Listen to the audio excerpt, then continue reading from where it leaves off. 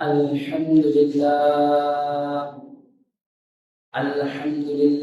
نحمده ونستعينه ونستغفره ونؤمن به ونتوكل عليه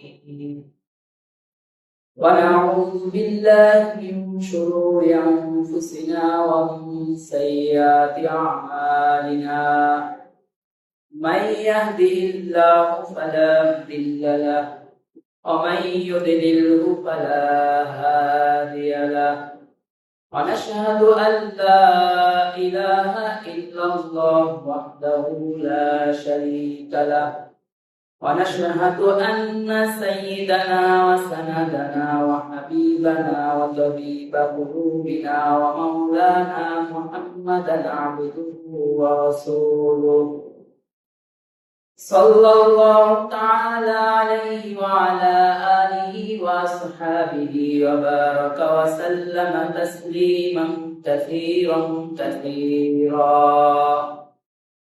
أما بعد فأعوذ بالله من الشيطان الرجيم بسم الله الرحمن الرحيم إنا نحن نزلنا الذكر وإنا له لحافظون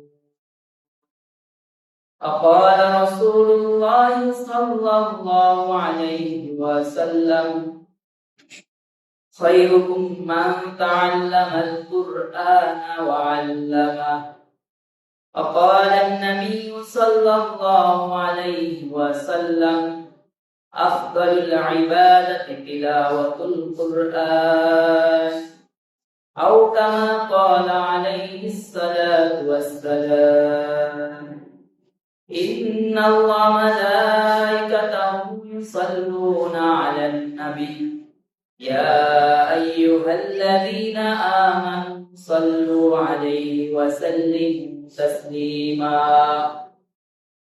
اللهم صل على محمد وعلى آل محمد كما صليت على إبراهيم وعلى آل إبراهيم إنك حميد مجيد اللهم بارك على محمد وعلى آل محمد كما باركت على إبراهيم وعلى آل إبراهيم إنك حميد مجيد الحمد لله মহান আল্লাহ পাক রব্বুল আলামিনের দরবারে লাখ কোটি শুকরিয়া যে আল্লাহ পাক রব্বুল আলামিন শাওয়াল মাসের প্রথম জুমায় আপনাকে আমাকে জুমার নামাজের উদ্দেশ্যে আল্লাহর ঘর মসজিদে আসার এবং বসার তৌফিক দান করেছে সেই বিশ্ব মালিক বিশ্ব প্রতিপালকের দরবারে শুকরিয়া দান করি বলি আলহামদুলিল্লাহ। সম্মানিত হাজিরিন, আমাদের মাঝ থেকে আমাদের কাছ থেকে একটি সম্মানিত মাস কিছুদিন আগেই বিদায় নিয়েছে। তো রমজান মাসে আমরা অনেক ইবাদত করেছি, আর রমজান মাসে ইবাদত করতে মজাও লাগছে। তার ভিতরে একটা ইবাদত ছিল কোরআন তিলাওয়াত। অধিকাংশ মুসলমানই রমজান মাসে কোরআন তিলাওয়াত করে। দেখা যায় সারা বছরে না পড়লেও, কোরআন না ধরলেও রমজান মাসে পড়ে। তবে কোরআনটা আল্লাহর জমিনে নাজিল হয়েছে শুধু রমজানে পড়ার জন্য নাজিল হয় নাই। আল্লাহ আপনাকে আমাকে সর্বশ্রেষ্ঠ সর্বোত্তম মাখলুক সৃষ্টি করে দুনিয়ায় পাঠাইছেন এবং সর্বশ্রেষ্ঠ সর্বোত্তম সর্বদিক থেকে আখলাক চরিত্র সব থেকে উত্তম জনাবে মুহাম্মদুর রাসূলুল্লাহ সাল্লাল্লাহু আলাইহি ওয়াসাল্লামের উম্মত করে আমাদেরকে পাঠিয়েছেন। যেমন সর্বোত্তম নবীর উম্মত করে পাঠিয়েছেন, ঠিক তেমনি আমাদেরকে একটি সর্বোত্তম সর্বশ্রেষ্ঠ কিতাব আমাদেরকে দান করেছেন। এই কিতাব শুধু রমজানে পড়ার জন্য নয়, বলা হয় হাদিসে বলা হয় 7 দিনে খতম করা উত্তম। আল্লাহ রাসূল বলে কেউ যদি 40 দিন সময় লাগাইলো খতম দিতে, সে যেন অনেক দেরি করে ফেললো। তো 40 দিনে খতম দিলে যদি অনেক দেরি হয়ে যায়, তাহলে বোঝা যায় রমজানে কোরআন পড়ছি, আর যদি না পড়ি তাহলে আমরা কি করতেছি। আবার হাদিসে বলা হয় যে সমস্ত ঘরে কোরআন তেলাওয়াত দৈনিক হয় ওই ঘরগুলা ফেরেশতারা এমন আলোকিত দেখতে পায় যেমন দুনিয়ার মানুষ অন্ধকারের রাত্রে আসমানের দিকে তাকাইলে তারাগুলা যেমন দেখতে পায় জ্বলতেছে, ঠিক ফেরেশতারা ওই সমস্ত ঘরের আলো উজ্জ্বল দেখতে পায় যে সমস্ত ঘরে কোরআন তেলাওয়াত চলে। সুবহানাল্লাহ। আবার আমরা হাদিসে আল্লাহর রাসূল বলে ওই সমস্ত ঘরগুলো হলো ভূতের ঘর, ভূতের বাড়ি, যে সমস্ত ঘরে কোরআন তেলাওয়াত হয়। আসলে আমরা বলি যে ঘরে বরকত নাই, রহমত নাই। আসলে আগে এক জামানা ছিল, অভাব থাকলেও একটা রহমত বরকত ছিল। কেন ছিল? আগে কোরআন তেলাওয়াতের আমলটা বেশি ছিল, কিন্তু বর্তমানে কোরআন তেলাওয়াতের আমল নাই। টিভির আমল আছে, মোবাইলের আমল আছে, সিরিয়ালের আমল আছে, কোরআন তেলাওয়াতের আমল নাই। কোরআন তেলাওয়াতের আমল উঠে গেছে। এমনকি এখন দেখা যায় ঘরে কোরআন থাকাও একটা রহমত। ঘরে যদি কোরআন থাকেও কোন রকম একটা, সেটাও পারলে মসজিদ মাদ্রাসায় দিয়ে গিয়ে আপনারা যদি নিজে বেঁচে যায়। আমাদের জামানা এই হয়ে গেছে, আমাদের আলামত এই হচ্ছে গেছে। এমনকি কোরআন পড়বে এখন বর্তমানে যদি গণনা করা হয়, যে রাস্তায় নেমে জিজ্ঞাসা করা হয় কোরআন পড়তে পারেন পারেন না, যদি এটা জিজ্ঞাসা করা হয় তাহলে না পক্ষে বেশি হবে, যে কোরআন পড়তে জানে না। কোরআন পড়তে জানে না এটা বেশি পাওয়া যাবে, এজন্য পড়েও না, শিখেও না। এমনকি নিজেরা পারে না ভালো কথা, সন্তানকে যে শিক্ষা দিবে সেই গুরুত্ব নাই। সন্তান আছে ছোট ছোট বাসায়, এদেরকে যে শিক্ষা দিবে এলাইনও কি নাই। এরপরে আবার কিছু লোক আছে এরা শিক্ষা দেয়, কিন্তু কার কাছ থেকে শিক্ষা দিতেছে এদিকেও তাকায় না। এর ভিতরে এখন মানে কেমন একটা আলামত আছে যে যে চাইবে, যার মনে চাইবে সেই ফতোয়া দিবে, মাসালা দিবে, হাদিস দিবে, কোরআনের কথা বলবে। এখন যদি আপনাদেরকে বিভিন্ন জায়গায় নিয়ে যাওয়া যায় তাহলে দেখবেন কিছু লোক আছে কোরআন পড়ায় অথচ তার ভিতরেই কোরআন, এরকম আছে। আমি একবার আসরের নামাজ পড়াই মসজিদের বাসায় গেছি, এখানে না আরো আগে। যাওয়ার পরে আমাদের বাসার পাশে দুইটা ছোট বাসা আছে, এক বাসায় কোরআন পড়াইতে আসছে এক মহিলা। এটা হলো নিজের বাস্তবতা থেকে বলছে। তো মহিলা কোরআন পড়াইছে, সে সূরা লাহাব পড়াইছে, আরো প্রায় 2 থেকে 2.5 বছর আগের কথা, আমার এখন খেয়াল আছে। সূরা লাহাব পড়াইছে, কিন্তু সূরা লাহাব এমন ভাবে পড়াইছে মনে হয় যেন সূরা লাহাবকে এখনই পঙ্গু হাসপাতালে ভর্তি করার কথা।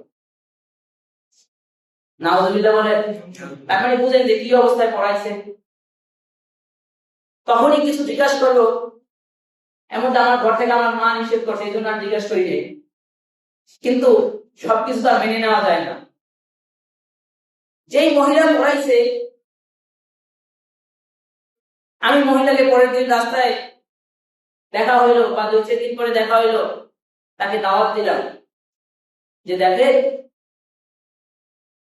আপনি যে কোরআন পড়াইতেছেন, এখন যেহেতু আপনি কোরআন শুরু করছেন, আপনার কোরআন থামানো আমার সম্ভব না।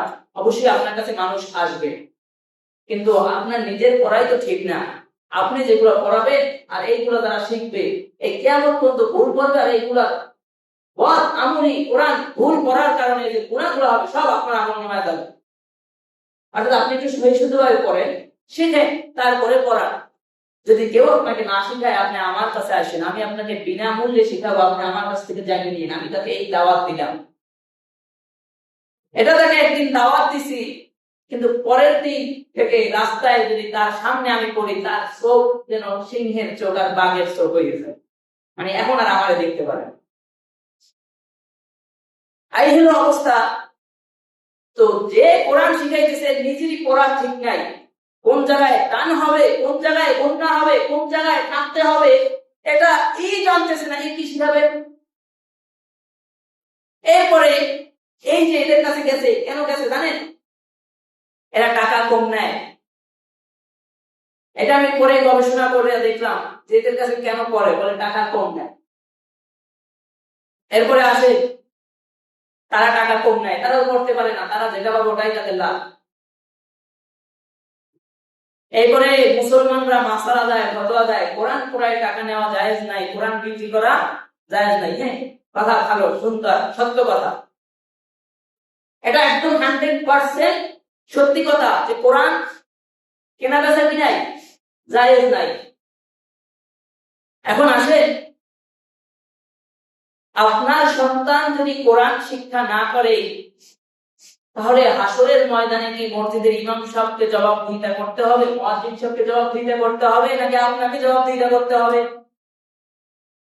সন্তান আপনার, অবশ্যই জবাবদিহিতা আপনার করতে হবে। তাহলে হুজুরের ঠেক পড়লো কোথায় যে হুজুর আপনার সন্তানকে কোরআন শিখাবে?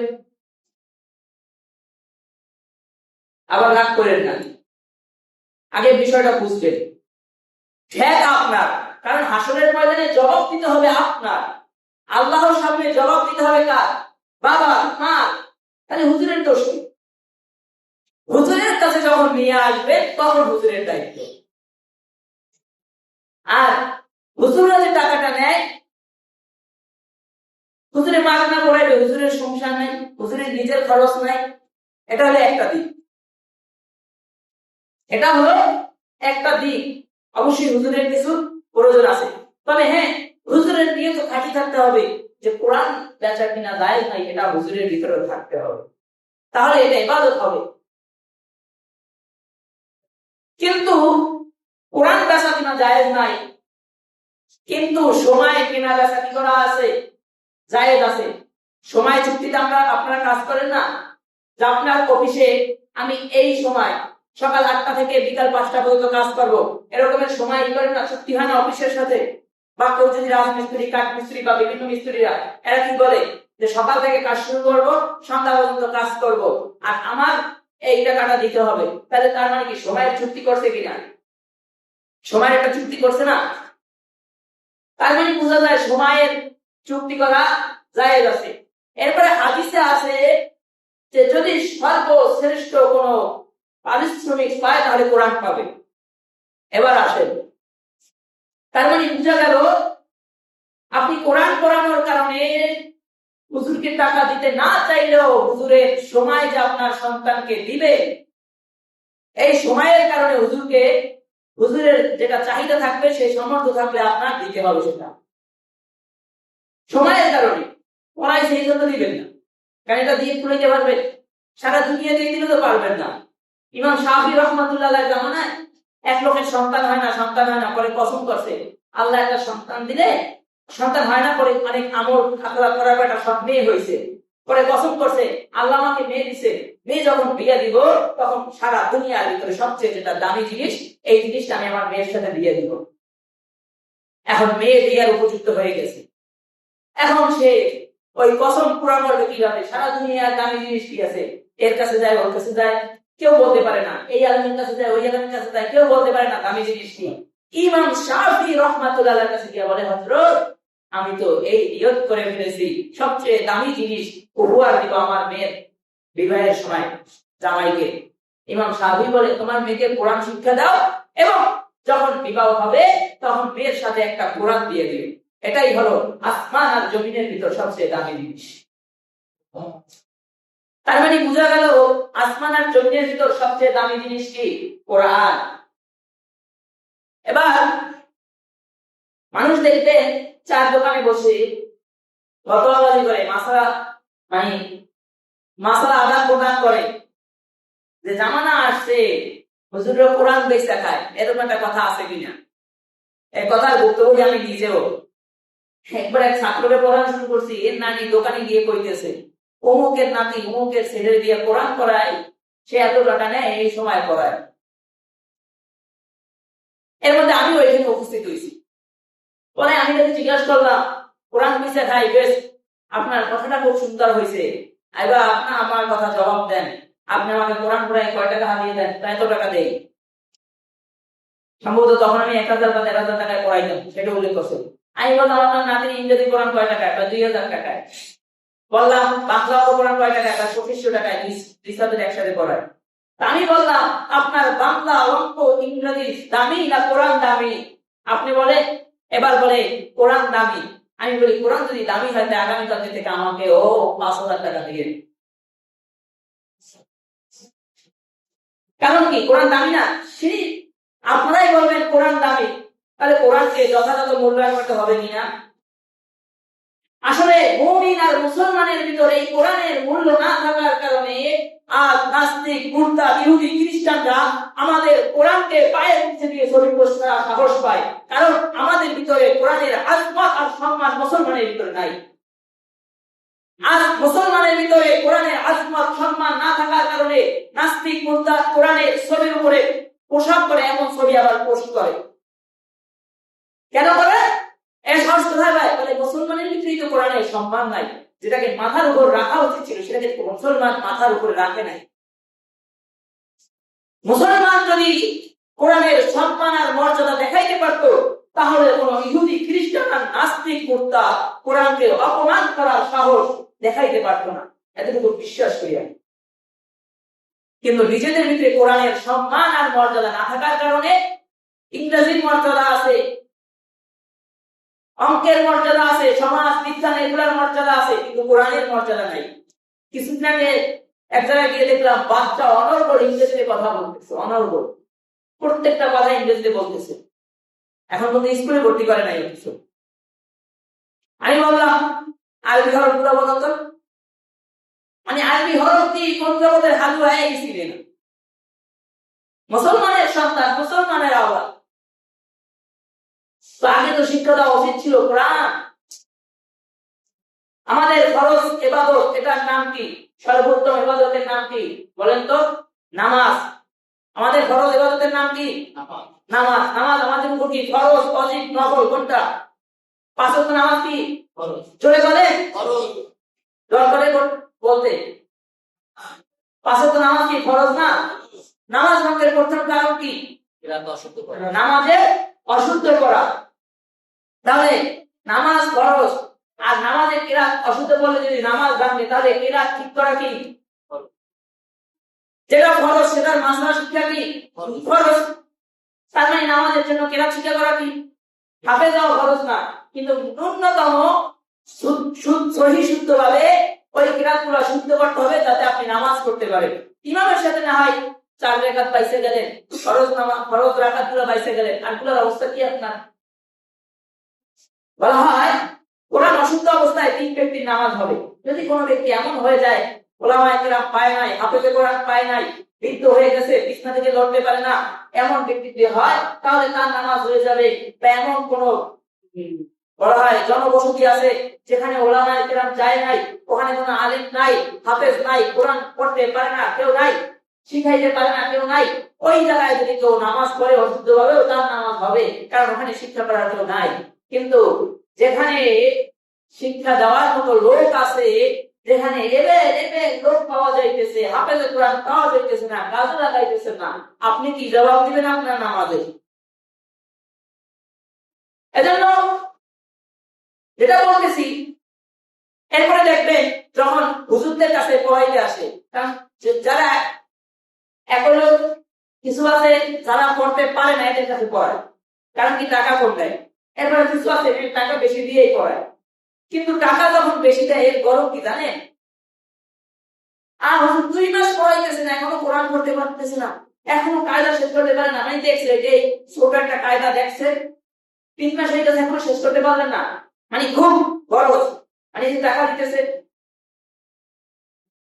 আমি এটার পরিপ্রেক্ষিতে এই কথাই জবাব দিই, আজ পর্যন্ত স্কুলের বারান্দায় গিয়ে কোনো মা বাবা বলে নাই, শিশু শ্রেণীতে পড়ে অনেক পড়ে বলে নাই, টিচারকে বলে নাই যে স্যার ম্যাডাম এই সন্তান দিয়ে গেল, আগামী 2 মাসের ভিতর যেন 5 এর পরীক্ষাটা দিতে পারে। বলছে? বলবেন সামনে? কথা বলে না, বলবেন? বলবেন না, কারণ কি সম্ভব না, সিলেবাস আছে, সিডি আছে, ধাপে ধাপে উঠতে হবে, তারপরে 5 এর পরীক্ষা দিবে, সিডি আছে, সিলেবাস আছে, সেই সিলেবাস অনুসরণ করে তারপরে মেট্রিক পরীক্ষা দিবে। আজ পর্যন্ত কোনো মা বাবা বলে নাই আমার সন্তানরা 1 বছর 2 বছর হবে এখন টুতে করে ফিরিতে পারে কবে মেট্রিক পরীক্ষা দিবে, এটা বলে নাই। শিক্ষকরা বলে নাই তাড়াতাড়ি মেট্রিক পরীক্ষা দেওয়ার ব্যবস্থা করেন, এই কথা বলে নাই। কেন বলে নাই? মেট্রিক পরীক্ষাটা গুরুত্বপূর্ণ পরীক্ষা না? কিন্তু কেন বলে নাই? যেটা সিঁড়ি আছে তার সিঁড়ি বেয়ে বেয়ে তারপরে ধাপে ধাপে উঠতে হয়। ঠিক কোরআনটাও সুন্দর মতো শিখতে হলেও কিছু সিঁড়ি আছে, এই সিঁড়ি বেয়ে বেয়ে তারপরে ধাপে ধাপে উঠে তারপরে কোরআন শিক্ষা অর্জন করতে হয়। এই হলো আমাদের মুসলমানদের অবস্থা। আবার অনেকে এখন মানে সঠিক যেটা বুঝাইতে চাই, অনেকে আছে উল্টাটা ভালো বুঝে, এরপরে এখান থেকে বেরোয় করবে কি হুজুরি মনে হয় প্রাইভেট পড়ানোর জন্য করে। পড়াইয়ের না আমার কাছে, কিন্তু যার কাছে পড়ার ভালো ভালো মানুষের কাছে পড়াইয়ে, যে পড়তে পারে তার কাছে পড়াইয়ে।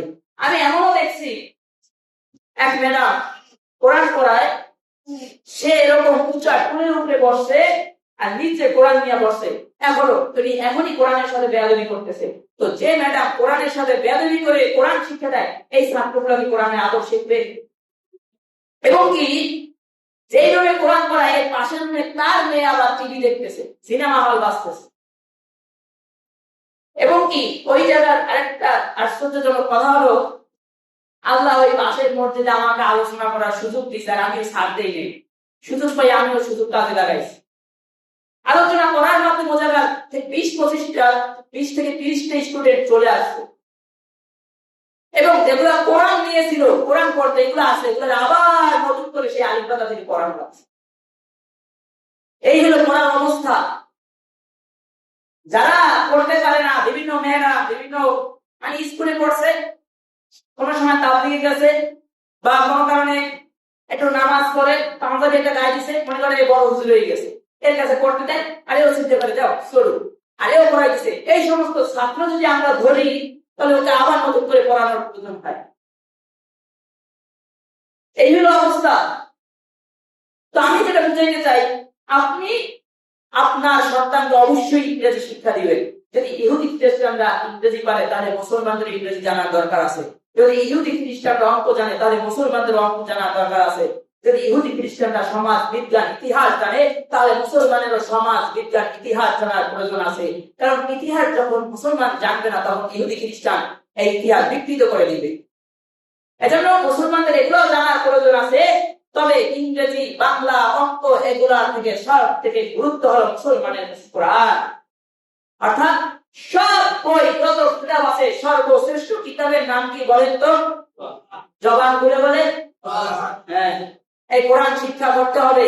অর্থাৎ আপনি যদি আপনার সন্তানের বাংলা, অঙ্ক, ইংরেজি শিখানোর পিছনে 5,000 টাকা খরচ করতে পারেন বা ন্যূনতম 1,500 থেকে 2,000 টাকা খরচ করতে পারেন, তাহলে নিজের থেকেই হুজুরের চাওয়া ছাড়া নিজের থেকেই আমার কাছে কোরআন লাগবে না। আবার বলবেন যে হুজুরের নিজের প্রাইজ দেয় না, আমি নিজের প্রাইজ দিই, পড়ানোর দরকার নেই, আমার কাছে পড়ানোর দরকার নেই, কেউ আসবেই না আমার কাছে।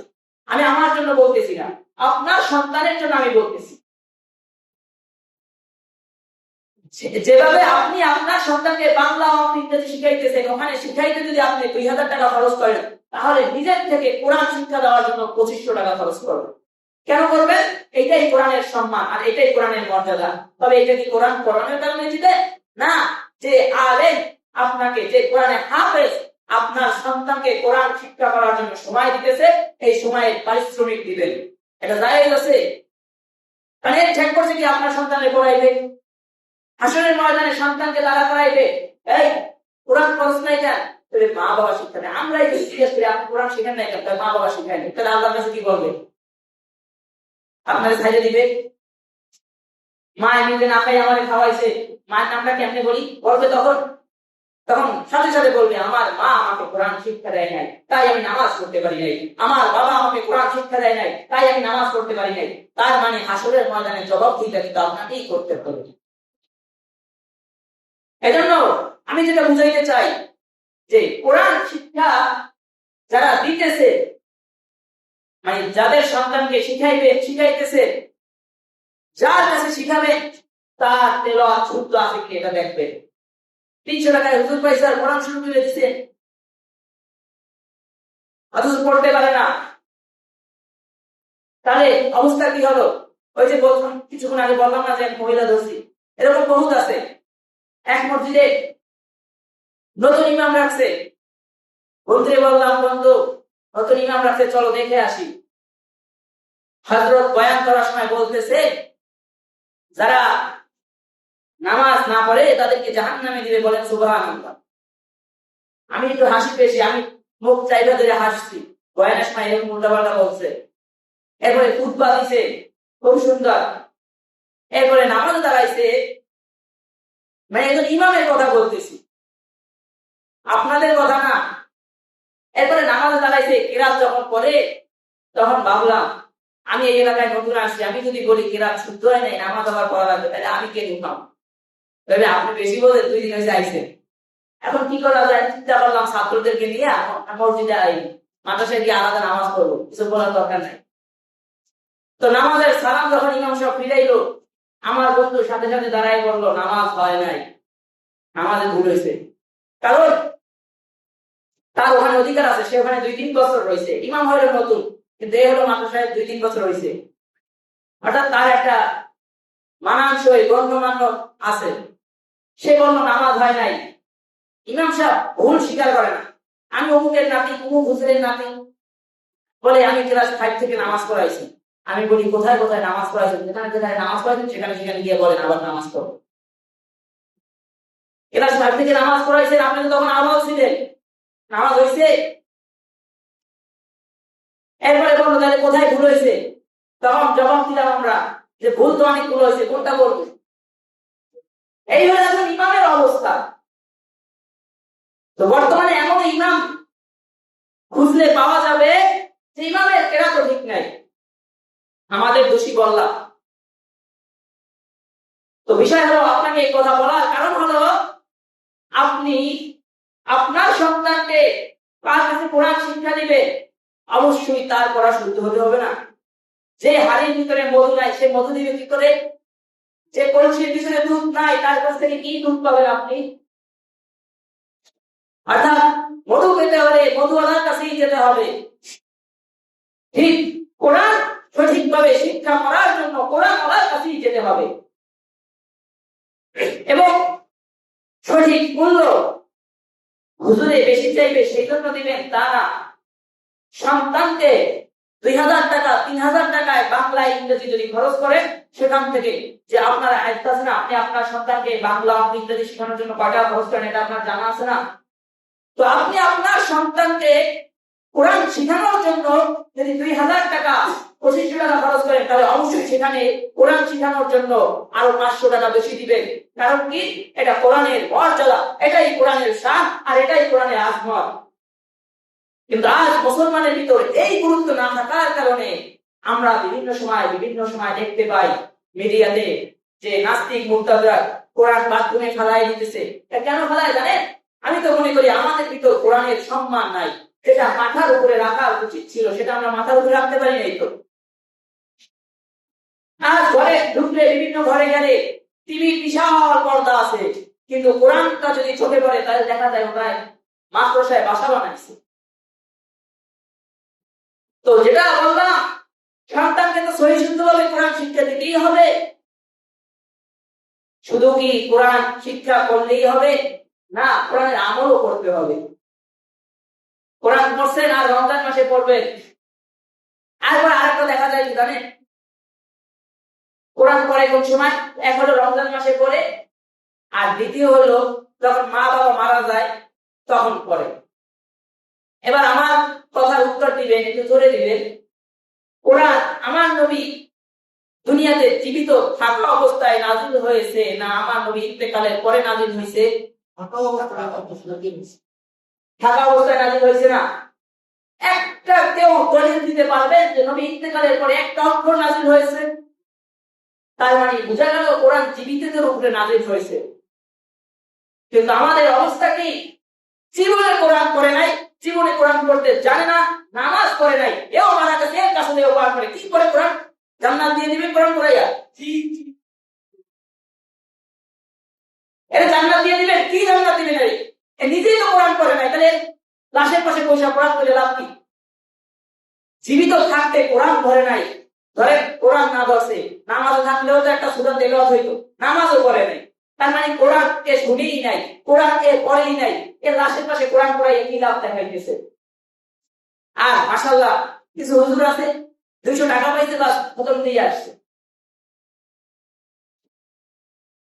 200 টাকা পাইছে খতম দিয়ে আসছে, হয়ে গেছে, কামিয়াব হয়ে গেছে। না, এই কোরআন খতমে কোনো কাজ নাই।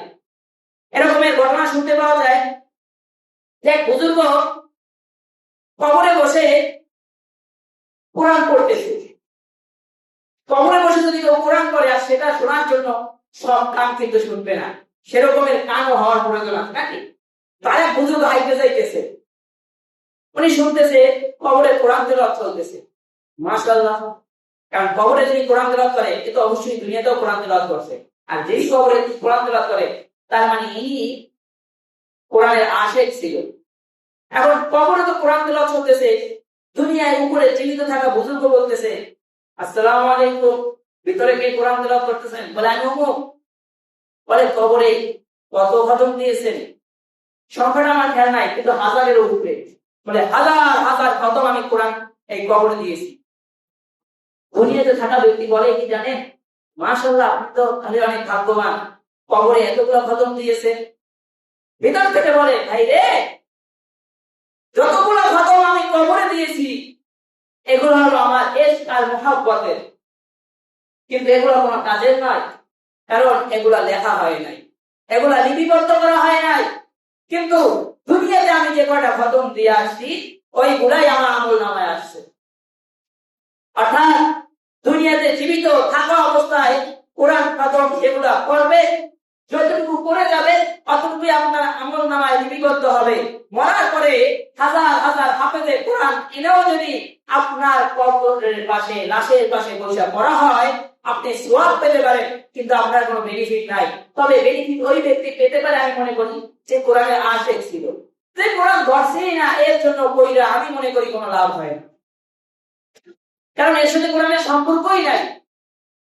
কিন্তু আমরা কোরআনটাকে তামাশার পাত্র বানাইছি, তামাশার পাত্র বানাইছি। অযোগ্য ব্যক্তির কাছ থেকে কোরআন শিখতেছি, এটা একটা তামাশা। যে সঠিক শিক্ষা দিতে পারে তার কাছে আমরা যাইতেছি না, আবার যে সঠিক শিক্ষায় এর কাছে কিছু লোক আসলেও অভিভাবকদের তাড়াহুড়া থাকে, মানে আজকে দিলে আগামী 1 মাসের কোরআন খতম করে শেষ করতে চায়। এরপরে আবার এরকমও পাইছি যে হুজুররা পড়াইতেছে এদের মানে সারাদিন করে না গার্জেনরা, হুজুর কতদিন হয় পড়াইতেছি, এখনো এইটা করে, এখন এতটুকু করে, এখনো শেষ হয় না। এই কথা শুনতে শুনতে হুজুর যায় বিরক্ত হইয়া, এরপরে হুজুর কোন রকম না দেয় আপনার বাচ্চা খতম দিচ্ছে, আল্লাহ আমি আল্লাহ খতম কবুল করে দোয়া করে শেষ, বাস চলে আসছে। এরপরে সন্তানটা যখন একটু বড় হয় পড়তে পারে না, আবার আরেকজন হুজুর করে পড়াইছিল পড়তে পারে না, হুজুরটা ভালো করে পড়ায় না। এই আসলে না হুজুর সময় লাগুক, আপনি পড়ান একটু সময়, কারণ হিসাবটা এইভাবে করবেন যে আমার সন্তান ধাপে ধাপে ক্লাস 1 2 3 4 5 6 এভাবে করে ধাপে ধাপে সিঁড়ি বেয়ে তারপরে গিয়া মেট্রিক পরীক্ষা দিছে। সন্তান বই হাতে দেওয়ার পরে মেট্রিক পরীক্ষা দেয় নাই। ঠিক কোরআনটা একটা গুরুত্বপূর্ণ শিক্ষা, এমন ভাবে শিক্ষা করাবে যাতে দ্বিতীয়বার ধরা না লাগে, যেন দেখলেই পড়তে পারে। অর্থাৎ কোরআনটা কি শুধু রমজান মাসেই যে পড়ছেন এই পড়া শেষ, না সামনেও পড়বেন? মাইকের আওয়াজ যে সমস্ত মহিলারা শুনতে পাইতেছে তাদের উদ্দেশ্যে আমার বলা, কাজকর্ম আছে ঠিক আছে, বাসার কাজকর্ম করবেন, স্বামীর খেদমত করবেন, কিন্তু মানে কারণ এই রমজান অনেক মহিলার জন্য অমুক মহিলা খতম দিচ্ছে দোয়া করে, অমুক মহিলা খতম দিচ্ছে দোয়া করে। আমি আমার মা বোনদেরকে বলবো রমজানে যেভাবে পড়ছেন, রমজানে 1 ঘন্টা পড়ছেন, কিন্তু এখন প্রত্যেকদিন 10 মিনিট করেন। 10 মিনিট সময় অবশ্যই আছে। যদি সিরিয়াল দেখার পিছিয়ে সন্ধ্যা থেকে 10টা পর্যন্ত সময় দেওয়া যায় টিভির পিছে, তাহলে কোরআন পড়ার জন্য বুঝি 10 মিনিট সময় দেওয়া যাবে না? যে সমস্ত মা বোনরা, যে সমস্ত আপনাদের স্ত্রী যারা আছে এরা যারা কোরআন করছে, যারা পড়ে না এদেরকেও পড়াইবেন। এরপরে যারা মহিলারা আছে কোরআন পড়তে জানে না, প্রত্যেক স্বামীর দায়িত্ব হলো নিজে না জানলে কোন আলো হাফেজা মহিলা দেখে পড়া ঠিক না, আবার বেটার বয়টা করতে দিয়ে না। কারণ বলা হয় যদি কোরআন শিক্ষা হয় মানে পুরুষ শিক্ষা দেয়, পর্দার মাধ্যমে দিতে পারবে ঠিক আছে, কিন্তু না দেওয়াটাই ভালো। কারণ বলা হয় যে কোরআন শিক্ষাও যদি হয় আর সেটা যদি একজন পুরুষ হয় আর প্রাপ্তবয়স্ক মহিলা হয়, এটাও হারাম। দেখেন না, বলে অমুকে এই একটা কথা আছে না, প্রস্তাবিত যে লজিং খাই নিয়ে গেছে, প্রাইভেট পয়সা দিয়ে নিয়ে গেছে। আসলে আপনি কি চিন্তা না, আপনার বালেগামে পড়াইতে পুরুষের কাছে এই অবস্থা। এজন্য হাফেজা আলো মহিলা বুঝে এরপরে মহিলাকে মহিলার মাধ্যমে পড়াবে। যে সমস্ত মেয়েরা কোরআন শিখতে পারে নাই ছোট বয়সে, এখন বড় হয়ে গেছে, 8 পরে 9 পরে 7 পরে, এদেরকে শিক্ষা দিবেন কিভাবে? ভালো হাফেজা মহিলা যা তেলাওয়াত শুদ্ধ তাকে দিয়া একটা দইরা আইনে বাস পরে অমুক কাছে না, আগে যাচাই বাছাই করবেন এর তেলাওয়াত শুদ্ধতা আছে কিনা, তাকে দিয়ে পড়াবেন। তাহলে পড়া শুদ্ধ হবে। যার ভিতরে নিজেই জানে না কোন জায়গায় থামতে হবে, নিজেই জানে না কোন জায়গায় টান দিতে হবে, নিজেই জানে না কোন জায়গায় অক্ষ করতে হবে, নিজে জানে না কোন জায়গায় গুণা করতে হবে, সে কি শিক্ষা দিবে? নিজেও বাংলা পড়তে পারে, এও আসে বাংলাই পড়ায়। এরপরে আমরা আর একটা ভুল করি, ওলামায়ে কেরাম বাংলায় লেখছে। আমি যেটা মনে করি, বাংলায় কোরআনটা লেখার কারণ হলো যে পড়তেছে পড়তেছে কোন জায়গায় কঠিন হয়েছে, বাইরে পড়ছে, ওই জায়গাটা সারানোর জন্য। কিন্তু আমরা এখন বাংলায় তো লেখা আছে আর পড়া লাগে। কিন্তু দেখেন, বাংলায় পড়লে কোনোদিনই কোরআন পড়া হয় না। কেন হয় না জানেন? কারণ কাফ লাম পেশ কুল, এই কুল অর্থ হইলো খাও, আর কফ লাম পেশ কুল, এই কুল অর্থ হইলো বলো। যেমন সূরা ইখলাসে আছে কুল হুয়াল্লাহু আহাদ, হে নবী আপনি বলুন আল্লাহ এক। এখন এখানে বাংলায় কোন সময় কুল এই উচ্চারণ পাবেন না, বাংলায় হবে কুল, আর বাংলায় যে পড়বে সে তো পড়বে কুল, তার মানে হে নবী আপনি বলুন আল্লাহ খায়। তার অর্থ পরিবর্তন হইল কিনা? তারপরে আইন, এই আইনের উচ্চারণ বাংলায় করা সম্ভবই না। তার মানে বোঝা গেল বাংলায় আপনি সহিশুদ্ধভাবে কোরআন পড়তে পারতেছেন না, অর্থাৎ আপনাকেও আরবিতে শিখতে হবে। বাংলাটা দিচ্ছে আপনাকে সহজ করার জন্য, যে আপনি কোথাও বেঁচে গেছে, বাইরে পড়ছেন, একটু মানুষ হইতে না অনেকদিন পর ধরছে বাইরে পড়ছে, ওই জায়গাটা সারানোর জন্য বাস, তারপরে আরবিতেই করবে। বাংলায় যদি কেউ বলে বাংলায় খতম দিতি 10টা, মনে করবেন ওর ভিতরে ভেজাল আছে, কোরআন লানত দিতেছে, অভিশাপ দিতেছে কোরআন। কারণ কি?